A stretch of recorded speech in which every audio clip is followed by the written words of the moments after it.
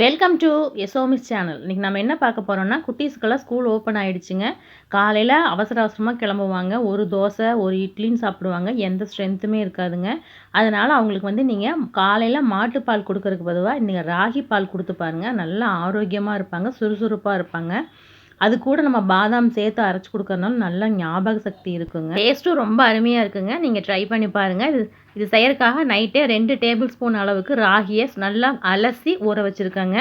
அதே மாதிரி பாதாம் பருப்பை ஊற வச்சு காலையில் தொளிச்சு எடுத்துட்டேங்க. 10 பாதாம் பருப்பு எடுத்து வச்சுருக்கேன். வாங்க இது எப்படி செய்கிறதுன்னு பார்க்கலாம். தண்ணி சுத்தமாக வடிச்சிட்டு ராகியும் பாதாமையும் சேர்த்து நல்லா நைஸாக அரைச்சி எடுத்துக்கலாங்க. ரொம்ப ரொம்ப ஈஸிங்க. பெரிய விஷயம்லாம் ஒன்றுமே கிடையாது. இதை அரைச்சி எடுத்துகிட்டு வந்துடலாங்க. ஒரே முறை அரைச்சா போதுங்க. நல்லா நைஸாக அரைச்சி எடுத்துக்கலாங்க. இப்போ இதை நம்ம வடித்து எடுத்துக்கலாம். பெரிய ஜூஸ் வடிகரண்டி இருந்ததுன்னா நீங்கள் அதில் வடிச்சிட்டு திரும்ப இன்னொரு தடவை இதில் வடிச்சுக்கலாம். இப்போ நான் வடித்து எடுத்துக்கிறேங்க. நல்லா பிழிஞ்சிட்டு திரும்ப தண்ணி 2 முறை ஊற்றி நல்லா பிழிஞ்சு எடுத்துக்கணுங்க. அப்போ தான் சுத்தமாக பால் வரும். இல்லைன்னா அந்த ராகிலே நின்றும். இந்த மாதிரிங்க ஃபுல்லாக பிழிஞ்சு எடுத்தாச்சு பாருங்கள். வெறும் சக்கை மட்டும்தான் இருக்குது. இப்போ இதை நம்ம அடுப்பில் வச்சு காய்ச்சிக்கலாங்க.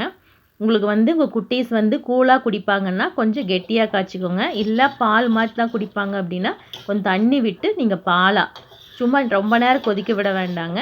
ஒரு லேசாக ஒரு கொதி வந்தால் இறக்கிட்டிங்கன்னா பால் மாதிரி குடிச்சிக்கலாம். நேரம் காய்ச்சினீங்கன்னா கூழ் மாதிரி ஆகிடும்.